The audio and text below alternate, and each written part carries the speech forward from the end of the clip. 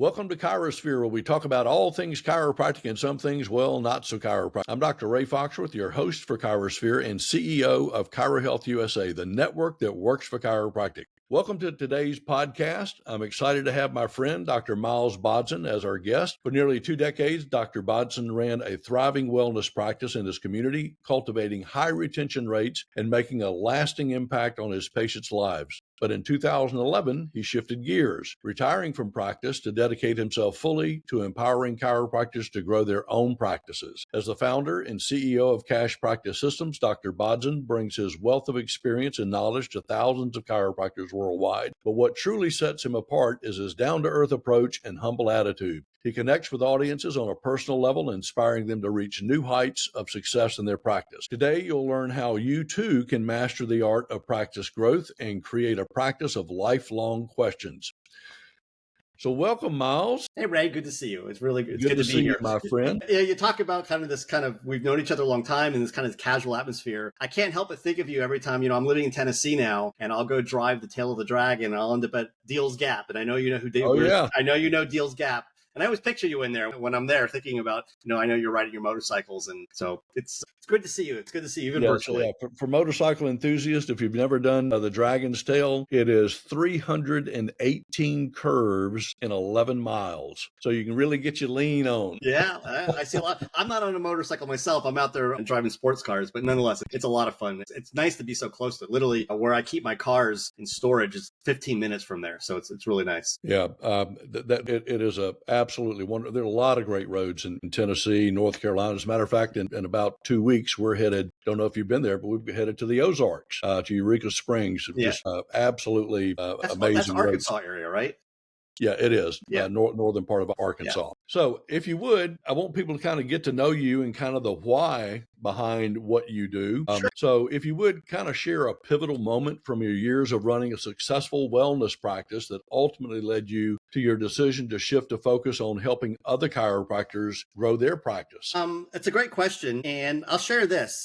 It wasn't a specific moment. It was more of, in my own practice, I identified there were certain challenges to having patients stay the course of care. I'm sure many of you listening right now have run into this problem where, you have Mary who gets the big idea of chiropractic and one day Mary isn't coming anymore. And that happened enough with me in my own practice where I started scratching my head going, why is Mary not showing up? And then I had other patients like John who hadn't have the foggiest idea what chiropractic was, but he stayed with me. And it baffled me that why some people got what chiropractic was and dropped out and other people who didn't get it, who stayed with me. And I was trying to figure and crack the code, quite frankly. And so I started interviewing patients and questioning them and learning and really kind of studying their behavior to figure out what caused people to stay versus not stay. And I stumbled upon a bunch of principles that allowed me to improve my experience with patients, to have better patient follow-through, better clinical outcomes as a result of them sticking to care. Because, Ray, I think you could agree that one of the reasons a patient doesn't get the best results is not because we don't have lightning bolts flying out of our fingertips, which we do as chiropractors. It's because they don't show up or they fail to follow through or they drop out early. And that frustrated me. So I figured out how to solve that. And in fact, it got to the place where you mentioned 2011 when I retired from practice. That year, when we looked at our data, when I retired, I saw that our PVA was just over 300 visits, which is, I don't know, I'm sure that's a big number to you. It's a big number, right? In America right now, the average patient stays with a chiropractor about 12 visits. So we really figured out we cracked the code. And when I figured out all this stuff that I needed to do, I have a background in engineering and I wanted to systematize how to do this stuff really easily with the things that we discovered. And I wrote software for myself, quite frankly, just personally for me to use in my own practice. And this was in the early 2000s, late 1990s, early 2000s. And we went from this kind of small, struggling practice to kind of being well known in the area and blowing up and being big. And friends started taking me out to lunch and asking what we're doing and all these kind of things. Before you know it, other people wanted to do what we were doing. And I started sharing the software with other people and just kind of for fun. And I had a lot of people give me feedback, a lot of chiropractors coming back like, holy cow, this is a game changer for us. Like this is literally changing the way we're operating our practice. And we're seeing great profits increase. But more importantly, we're seeing patients following through, enrolling in care. And we're just seeing better care plan compliance, quite frankly. And that was I guess the beginnings of this whole thing of cash practice, was other people giving me feedback of how what we were doing, they were doing the same thing using our software and having just as much success as we were. And that started the whole process where we went from the early 2000s to what caused me to transition. Well, Ray, just like yourself, I'm sure your company gets big and before you know it, you don't have time to practice anymore, right? So same thing us. Our company got big and we're serving thousands of chiropractors, and it got so big that I personally couldn't manage a practice anymore. So I decided to retire from practice and dedicate myself full-time to helping others. Yeah, it's interesting. We have a similar path that we've talked about before, but just to share with people, the reason I started Chiro Health USA was because of a problem I had in practice, much like you did. My Miss Jones story, charging, one fee to insurance, a lower fee to her, and she finds out what I charged after she was involved in an auto accident and reports me to the state attorney general. And, it's like, wow, I got to figure out, why is it okay for the Blue Cross, Aetna, and Cignas to all pay us that different fee, but I can't have a different fee for them. Right. And, I figured out the solution, and same thing. I'll never forget our mutual friend and colleague, Kathy Mills Chang, happened to be teaching in Mississippi one weekend. And I told her about this discount medical plan thing that I, found out about and formed. And she said, everybody needs that. And so similar path, there you go. You have a problem and you can either react to it or respond to it. And fortunately, both of us responded to it. I want to touch on one other thing, because I know some people will hear this and say 300 PVA. Oh my God, this guy's really over treating. I was just having a conversation with our other mutual friend, Mark Santa, and he was talking about managing patients and, functional outcomes and that kind of thing. And, as I shared with him, the reality is that doesn't mean every patient you saw had to come in for 300 visits. That's correct. I mean, let's look at this. I have patients that for years came in for episodic care.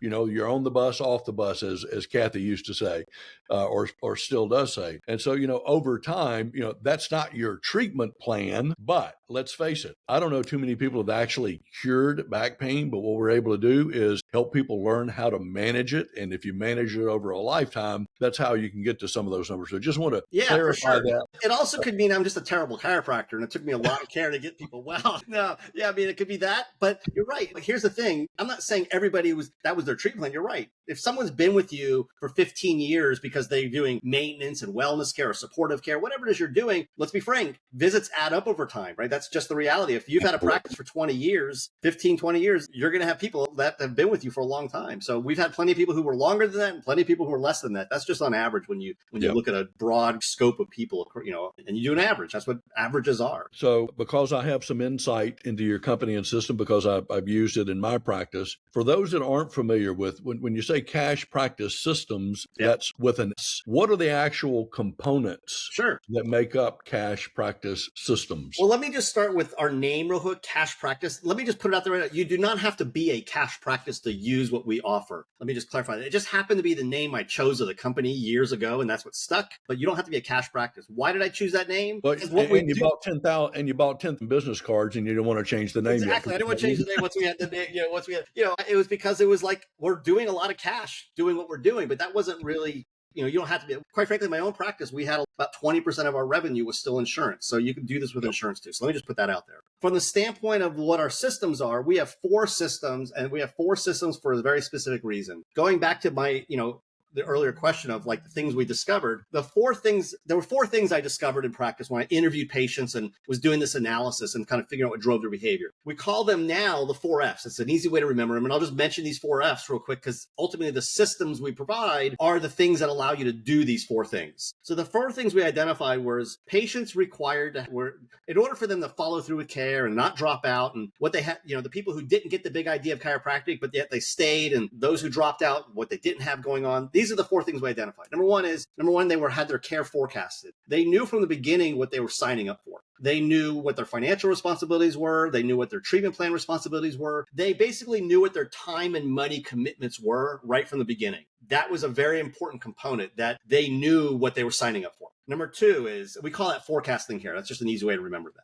The second thing we identified is patients needed feedback. They needed to know how they were performing objectively as the course of care went on, to know they were making progress, especially once they became to a place where they were asymptomatic or their symptoms were much reduced. We've all had that challenge where a patient who they need care beyond symptomatic improvement, yet they're feeling better and they drop out because, my back's feeling better. But Meanwhile, they're really not well yet. So one of the things we identified is patients required having feedback. When I say required, we've seen that if you don't do these things, it leads to them leaving you early. It leads to them prematurely self-dismissing. So forecasting their care was one of those components. A second component was giving them feedback. A third component was, quite frankly, it had to do with the way you collected money from people. We refer to this as frictionless payments. What we're basically saying is the thought of money over and over and over in practice will devastate retention. That you want to make the payment experience frictionless, where it's automated for the most part, whether it's recurring payments or even one-time payments, whatever it is, you don't want to keep reminding people of money over and over. Many of the ways chiropractors perform their business reminds people of money over and over. For example, they send them statements in the mail every month, or they use a third-party financing company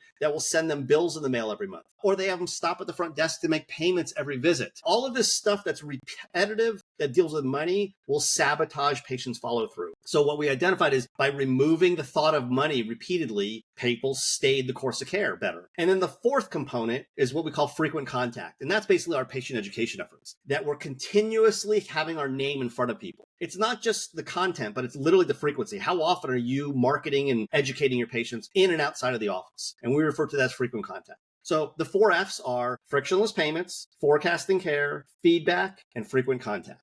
Those 4 things are what we do with our patients on a consistent basis that leads to better patient follow through. And what blew my mind in interviewing patients, here's what I did not hear when it came to why they're still coming to me for years. I never heard them say things like, well, it's because you're a great chiropractor, or you have amazing technique, or anything to do with about my chiropractic. It had to do with these other things, which I found very fascinating, that the things that drove their behavior were not the things we focus on as doctors. It was not what we focused on. And we often say that you got to build value for patients. And we mistakenly build value, I think, on things that we think are important, when the things that are important to the patient are not necessarily the same things. That's a big takeaway. And I'll tell you, there's a 5th thing we identified in those interviews. And when we go back and listen to those interviews or watch those recordings, there's one word that came up over and over and over. And that was the word convenience. That a driving component of patients following through with care is the convenience of your practice. How inconvenient versus convenient. And to illustrate my point is that when patients are new and they're symptomatic and they're hurting, I think, Ray, you would agree with me, and I'm sure every listener would agree with me right now, that when they're hurting, they'll deal with inconveniences. They'll wait longer for the doctor, they'll travel further distances, all these things that are inconvenient to them. But if you're trying to build a practice where people stay with you long term and it's beyond symptomatic care, people will not tolerate inconveniences in the long run. They'll just give up and go somewhere else. So we identified that you got to make your practice super convenient for people, and then you have to apply these 4 F's. So getting back to your question, what does Cash Practice Systems do? We give you the software tools to execute those 4 F's. That's in essence what we do. So here are the 4 things. For forecasting care, that's basically your treatment plan. We have a tool called the Care Plan Calculator, which just so happens to integrate ChiroHealth USA into it, right? That it allows you, what a great idea, right? It allows you to put in all your services, your fees, your contracted rates, everything, and it calculates a compliant care plan for you to then present to a patient when it's appropriate to do so. And on that topic, doctors, if you're not already aware of the Patient No Surprises Act that was passed a few years ago that requires a good faith estimate, it satisfies that requirement you now have in order to present to their patient a compliant care plan that discloses your fees so they know what's going on up front. That's our Care Plan Calculator. And that's the initial program that we launched Cash Practice with many, many years ago. The second thing we offer is our auto debit system. That is for frictionless payments. So basically, anything you need to do payment-wise, our auto debit system can do, whether it's one-time payments, recurring payments, cards on file, signatures on file, whatever you think, online, mobile payments, you name it, it does it for you. That's our auto debit system. Our third component is our wellness score. Our wellness score is one of my favorites. It's a tool for giving patients feedback. The way it works is doctors put in their clinical findings and it produces a report card for you to give your patients. When we talk about giving patients feedback, really, I skipped a component of that. And that is the feedback you give patients needs to be intuitive. It needs to be in a way that people just get it, where it makes sense. You're not using doctor language. So what we found is converting all your doctor language into a report that says, hey, Ray, based on everything I've examined, you're a D- or you're a C+, makes it easy for patients to go, oh, I get it. What do I have to do to get me to an A? It changes the conversation. If you're trying to change the conversation away from symptoms and have it be more about the progress they're making towards a goal, the wellness score is a fantastic tool for doing that. And that's for giving patients feedback. Imagine giving your patient a initial report of findings that they're a D, and then at progress exam number 1, you tell them they went from a D to a C, and then from a C to a B, and a B to a B plus, and they just get it. And it satisfies the psychological need people have to know they're making progress. Listen, all you guys listening right now, ask yourself if you've had patients come to you who've been to other chiropractors, and I bet every one of you have. And if you've asked patients, why are you changing? Why are you coming to me? Why are you coming to my practice versus the other doctor? If you've done this long enough, you've probably heard patients say things like, well, I just don't know how I was doing over there. Or I felt like they wanted me to just keep coming back over and over. I don't know. It just didn't feel right. Right? They'll say something negative like that. And where that comes from is that previous doctor's complete failure to give proper feedback to the patient. That's where it comes from. So we've identified giving patients feedback that they intuitively understand satisfies that need people have. Yeah, and then the fourth component is our email marketing system. We call our drip education system. And that's for frequent contact. So best way I could describe that is if you think of MailChimp or Constant Contact or Infusionsoft, any of these email programs, that's what it is, but it comes preloaded with a whole library of chiropractic content. So you don't have to spend hours and hours and thousands of dollars coming up with content yourself. It comes already built with content in a whole library of content for you to use. So to summarize, care plan calculator for forecasting care, auto debit system for frictionless payments, wellness score for feedback that's intuitive, and the drip education system for email marketing and frequent contact. And those are the 4 systems we do to execute those 4 Fs, because those 4 Fs are what we found are what actually drives the behavior of our patients to stick to the care plan and follow through with care. So no matter whether you're doing insurance or not doing insurance, whatever it is you're doing, whatever your technique is, I think every one of you can agree that it'd be better for patients to follow through with your treatment plan rather than prematurely self-dismiss. And that's no doubt the about purpose of it. If you think about the patients that come into chiropractic, unfortunately, a lot of times what happens is they're brought into what I'll call chiropractic chaos, or probably better descriptor is chiropractic confusion. They don't know, they come in, they don't know what's wrong. They don't know how long it's going to take. They don't know what it's going to cost. And unless we're really taking steps to educate them about what's wrong, what it takes to get better, where they are in that journey, and let's face it, the ambiguity of what is it going to cost, as a reference to Dr. Larry Markson, he said in chiropractic, we got our PI fee, our workers' comp fee, our mother, father, sister, brother fee, our buy 10 visits, get 1 free fee. And so, we really create a lot of the chaos in our practices. And, what we found and others have found is that, you just need to bring some clarity to that. And I think that is absolutely critical. If someone's going to say yes and hire you, which is what a patient's doing when they hire a chiropractor, especially if they're paying out of pocket, they're hiring you and they fire you. If you expect them to hire you, there better be clarity around things. Because if there's not, it gets in the way of them making a decision. Because when they hire, it's a decision, right? Yes, I'm hiring you, and here's what I want. I'm going to give you, as a patient, I'm going to give you a bunch of my money and a bunch of my time. And doctor, what I expect is some result in return. That's my expectation. And if there isn't clarity around that exchange of, here is money and time, and I get a result. Ray, imagine bringing your kid to an orthodontist. Like, the orthodontist knows their product is getting straight teeth. Like, that is you expect that. Like, you're going to spend all this money at the orthodontist and commit to bringing your kid in there once a month for the next 3-4 years. You expect at the end of the time, your kid's going to have perfect teeth. That's the expectation. That is the product that the orthodontist sells, is straight teeth. I challenge you chiropractors, us chiropractors, everybody listening right now, when people come to you and you expect them to give them money and time, what are they getting from you? Are they just getting pain relief, or are they getting something beyond that? Is it posture improvement? What are they getting? That clarity makes it really easy for people to say yes to. And I'll tell you, Ray, like yourself, I have the perspective of thousands of clients. I know you have thousands and thousands of clients. And when I talk with them and we see the ones that are really doing well, one of the things they have in common is they're really clear on what they deliver. They're really clear on it. There's no ambiguity about what they do in their practice. They're super clear on it. Yeah, I just share that because if you're not listening, right, get clarity on it. It's really a key step there. Well, if everyone will take a quick break, we're going to go hear from our sponsors for a moment, and we'll be right back with you. Welcome back, everyone. We're here with my friend, Dr. Miles Bodzin of Cash Practice Systems, and we'll continue on with our questions.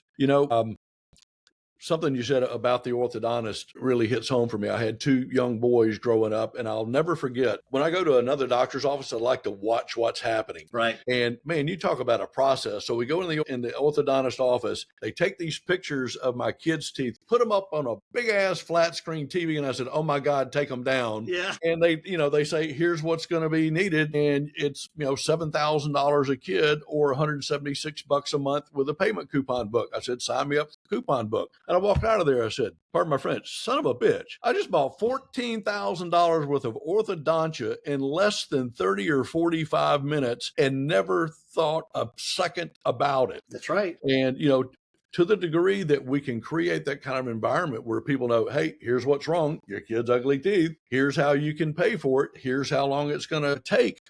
I think we get so caught up in trying to have the perfect script and the right this and the right that. And those things are important, but keep it simple, folks. Absolutely. I mean, it's really not that complicated. It's not complicated. DC, I think sometimes stands for doctor creativity, is that the doctors are being so creative in what they're doing. I will admit this, though. The challenge that we face as chiropractors versus the orthodontist is, I know, Ray, when you brought your kids to the orthodontist, you already knew you were going to be spending money and you already knew you were going to be spending years doing this. It wasn't new concept to you. Whereas we get patients coming to us and their expectation is we're going to text them an adjustment for 50 cents and that's all they're going to ever need, right? They're not expecting coming to us that they're going to be presented a length of time and a bunch of money so there's a way, and this is where we find many chiropractors struggle, is they don't know how to take that patient who has the expectation of one adjustment, get me feeling better, and I never want to see you again. How do they take that patient who they know they can help, who they know they needs more than that, and how do they walk them through a process by the end of it where the patient feels very comfortable saying, well, yeah, I'm ready. It makes sense. I'm ready to sign up on a care plan. And how do you do that in a way that doesn't feel disgusting as a doctor? It doesn't feel like a sales approach. It doesn't feel like you're, closing the deal like a lot of doctors.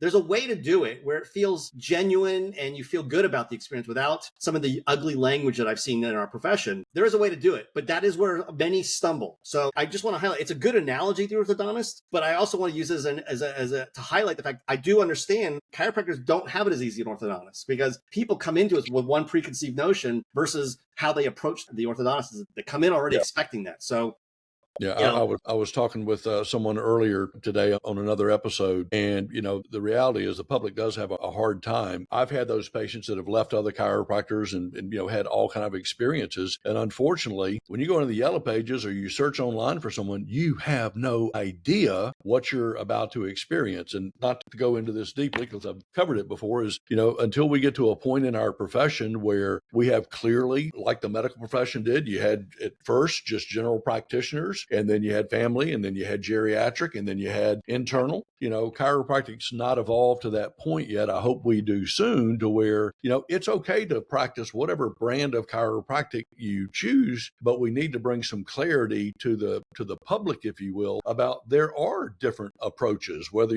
trying to go for structural change where you're pain relief or whatever your flavor is, bringing some clarity around that, I think will help the profession and also over time help patients. So your company achieved some remarkable recognition, including being listed on the Inc. 5000 most successful companies. What do you attribute Cash Practice Systems' rapid growth and success to? What do I attribute it to? That's a great question. I'll start with, I can name a bunch of things. One is, the thing I'm most proud of, it's not just the growth, but it's the longevity of our client relationships. That we have clients who've been with us for 15 years, 20 years. We're always adding new members to Cash Practice, but people who've been with us a long, long, long time. That's the thing I'm most proud about. But from the standpoint of the Inc. 5000, that's a measure of rapid growth. That's what that measures, is how fast you grow. And that measurement of fast growth, it's attributed to the fact that we have a great product. I don't know how to put it. People couldn't stop raving about it. People tell their friends, like, you got to try this thing out.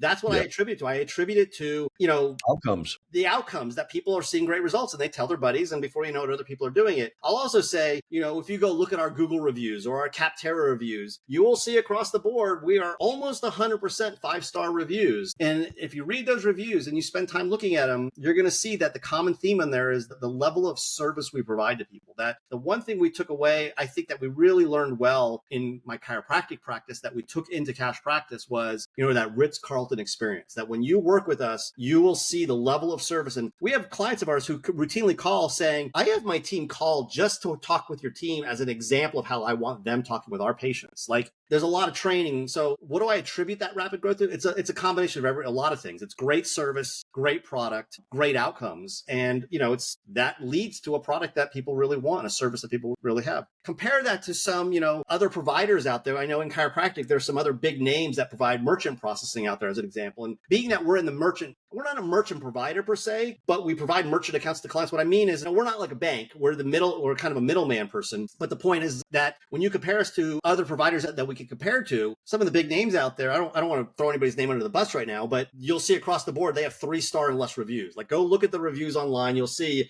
across the board. And if you have 800 reviews and you're averaging 3, you have a lot of ones in there, right? You have to have, in order to average 3 out of 800, it's a lot of negative reviews. You won't see that with us. What you'll see with us is across the board these. So if you want the best and the best service and great rates and great fees and great all that, that's what I attribute it to. So, one of the things that has impressed me about you and Cash Practice Systems is your absolutely amazing rock star team. You and I have both been very, very fortunate to build teams around us that they blow my mind on a daily basis. And your team is always so upbeat. And I cannot think of a person that I have met at Cash Practice that, I want to say it out loud, that if they left you, I'd hire them in a heartbeat. So what can you share with doctors about how to create that type of team within their That's a great question. And we get asked this a lot. In fact, who knows, maybe we'll do some trainings on these one days, but here's what I will say. And I know, Ray, you're going to agree with this. You have to find that one key person initially who is the rock star to lead that team, unless you are that person yourself. For me personally, I'm not that person. I mean, I'm good at finding people and I'm good at identifying roles they should be in. But when it comes to the actual management side and building that team, you got to find that rock star. And I'll share with you that when I studied, I'm sure you've studied success and you read about other people, things. When I've done that, one of the things I've taken away from those studies of successful people is one thing I didn't really like, which was they all had massive failures before they had success, which I was like, I don't want to fail, but nonetheless, you have your failures. But the other thing they had was they had that rock star person who was beside them for 15, 20, 30, 40 years. Like, their whole role was to support the visionary. That was their role. And every successful person I know has that person who's that key talent. Now, you also learn how to hire really well. And I'll share with you, I'll give you a couple tips. One is, when we hire, we always hire on personality, not on skill. Skills can be taught,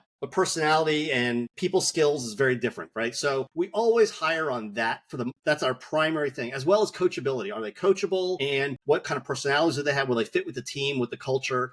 And then as long as they have basic skills, we can teach them the skills. We've also learned you got to train a lot. You got to train, like consistently train every week. It's not like, oh, once in a while we train. Like literally every week we're training. Even to this day, 20 years later, we're still training every week. Whether you're a chiropractic office or a software company, like you're regular training. We just did training today. Like we had a scenario where we had let's get our different departments together and train on this one scenario that happened. How do we handle this better? How do we make sure that, questions are being answered? We're not dropping the ball, whatever it is. You're having sometimes those uncomfortable conversations. You also learn very quickly, yes, you may hire slowly and finding the right people, but you fire quickly. Like you don't keep people on the team if they're just not a right fit for the team. And, there are plenty of people, Ray, that you've never met because they get on and within a month or two, they're not right and they're quick to go. So one way you keep a great team is you cut out the people who aren't the right people immediately. You don't drag them along. You don't find another department for them. You set them free to go find something else in their life. So we like to say slow to hire, quick to fire. And so there's probably some other things in there, but team training events, there's all kinds of things you do. But you and I both have been very fortunate to find some rock star people to lead our teams and help us grow. And I think that is a little bit's luck, but a little bit of his skill, in finding the right people. Yep, no doubt. What you mentioned about you're the visionary of your company as I was of mine. And the problem with a visionary is oftentimes we can't tell a vision from an hallucination. And you've got to have that person. And we follow what's called the traction model, a book written by Gino Wickman, the entrepreneurial operating system. And it absolutely talks about, I don't care how good you are or how insightful you are and how you're going to run this, but the people that have the vision for creating something like that are not the same people, not the same skill set as someone who can actually take the idea and see it implemented. Absolutely. I think that is absolutely critical. And that's our roles as CEOs. Our job as CEOs and founders is the vision. That's what it takes to start a company. And as a chiropractor, like you are the visionary, but then you have to hire the right people who have the skill set to take an idea and execute it. And Not to say you can't do it yourself. It's just not it's not my strength. And I have lots of weaknesses. That's why I have so many employees, right? You hire your weaknesses. So, you hire people to do the things that are not your strengths. Yeah, no doubt about it. I think something else that I think is an important takeaway from what you said is having gone through this 38 plus years, in the profession, because we care about people, if we have someone that's not performing, there is this tendency to, well, let's coach them up, or let's do this, let's do that. Part of that traction model that I love is we do a periodic assessment on every employee. Do they get it? Do they understand what they're supposed to do? Do they really want it? Are they driven to perform well? And then do they have the capacity to do the job? And what I experienced in my life is I had an absolutely wonderful back office CA that was in the room with me with patients. And in my infinite wisdom, also known as stupidity, I kept promoting her from that. And then she was running the front desk, and then she ran insurance. And you know what? I lost her, because I didn't realize at that time her gifting was really one-on-one with the patients, not sitting in a damn cubicle calling Blue Cross, Aetna, and Cigna, wondering why the claims are being held up. So when I think that's critical. When you find someone that's really kind of hitting their stride and they're really doing well there, sometimes it's best just to leave them there and let them continue to excel in that, rather than thinking, oh, they've been with me for 2 years now, it's time to move them to another department. I'll tell you, want to move to another department will self-identify and then absolutely help them do that. And then, Miles, I think something else I think people really need to take away is, I have chiropractors that have called me in the past, say, Ray, where can I go send my staff to have them trained? And I'm like, well, that's kind of your job. And the reality, we don't like the trainer. The worst thing we can do is we hire somebody new, and then we take a person who is disengaged from your practice, about to leave it in 2 weeks because they gave their 2-week notice, and you're saying you want a carbon copy of that person. It's almost insanity. And if you're not carving out time to truly train your staff, retrain them, check and see where they are on that. I mean, if you will take the time to do those things, a year from now, 6 months from now, your world will be entirely different. And then the final thing I want to say about that is, when you do have a great team, trying to bend over backwards to accommodate the person that maybe isn't fitting well, I feel we have a personal obligation to surround our great employees with other great people. And unfortunately, sometimes the longer you let that linger, it literally can demoralize your staff and drag everyone down. So that, that doesn't mean, come in with a hatchet, or as my team says, Doc showed up with a box. Yeah. You ain't got to go home, but you can't stay here kind of moment. But truly look at grooming your team and making sure that you're surrounding them with the best of the best. Absolutely. And you take care of your people, they'll take care of you.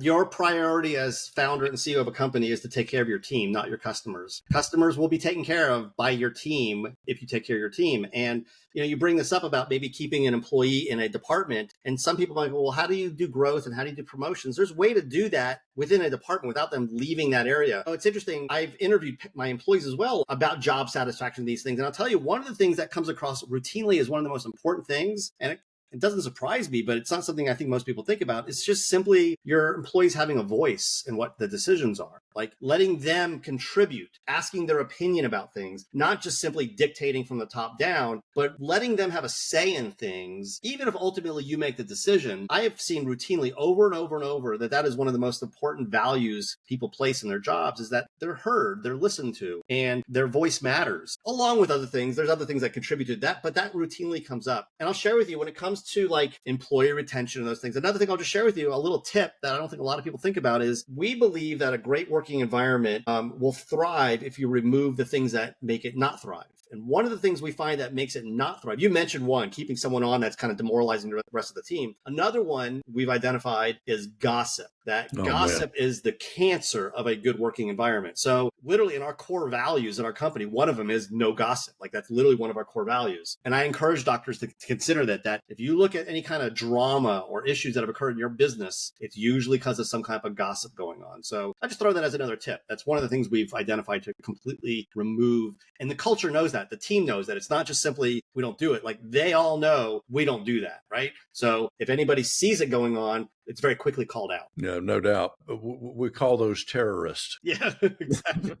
I mean, you just, there's that saying that what you tolerate, you endorse. Yes. And, I don't care how good someone is at their job. If they're constantly stirring the pot, it will absolutely drag the entire 100%. company down. So as a speaker and writer, you've shared valuable insights with chiropractors worldwide. Can you highlight what you would consider a key principle or strategy that's really essential for sustaining that practice growth? Yeah, and I kind of touched on them with the 4Fs, but if you want to think about sustaining regular growth, I would say a few things. And some of this is recapping. Make sure your team you have the right people in the right seats. Make sure they're well trained. Make sure you're applying the 4Fs and you will grow. I've not seen a practice not grow. And I'll tell you, and I don't mean, let me tell like a quick example. We've seen routinely where practices will plateau. Like almost every practice will grow to some level and they get there. They grow and they get there. They're a $200,000 a year practice. They're a $500,000 a year practice. They're $1 million a year practice. Whatever it is, they grow to some level. And the way they grow is they add new patients, they sign them up for care, whatever they're doing. But eventually they get to a place where the new people are just replacing the ones that are leaving. Right? They just are churning people, and every business deals with this. Software company, ChiroSphere, like we all deal with this, right? We get clients, we lose some over time. And at some point, the ones you're getting are just replacing the ones you're losing. So you plateau, you get to some level. And that's just the natural